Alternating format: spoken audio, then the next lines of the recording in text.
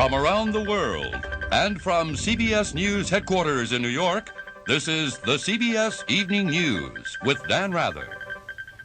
Good evening, this is Dan Rather reporting live from CBS News. Tonight we turn our attention to a war that has stretched across the oceans and into the homes of every American. A war that has tested our courage, our conscience, and our unity. This is the Vietnam War.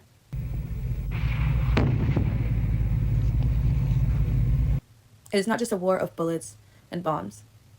It is a war of ideals, a war of politics and of pain. And it's far from over. I have been to Vietnam. I've stood in the jungles near Da Nang. I have crouched beside American soldiers' GLs as they scanned free lines waiting for a shot they couldn't see coming. It is a very different kind of war. One without front lines.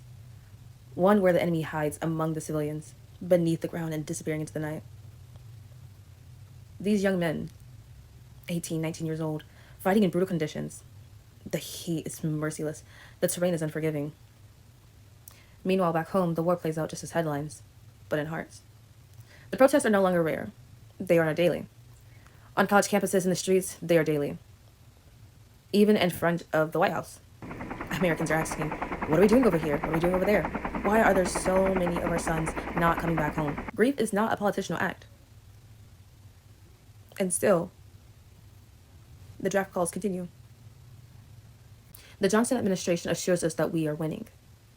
They present numbers, enemy body counts, villages secured, supplies intercepted.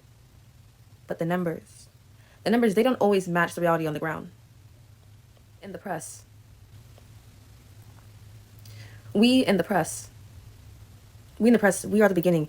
We see what many have called a credibility gap. That space between the officials and what the soldiers know. The war does something to a person. To report it, to live it.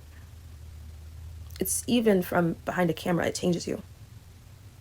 The sound of the helicopters overhead, the flash of the napalm in the distance, the cries of wounded boys who should be at prom, not foxholes. We are a nation. At war, yes. But we are also a nation questioning itself. And that, perhaps, is what makes Vietnam very much different from any war before it. This is Dan Ryder, CBS News reporting not just facts, but the struggle behind them. Asking questions no one wants to answer. And carry on stories no one will forget. Good night.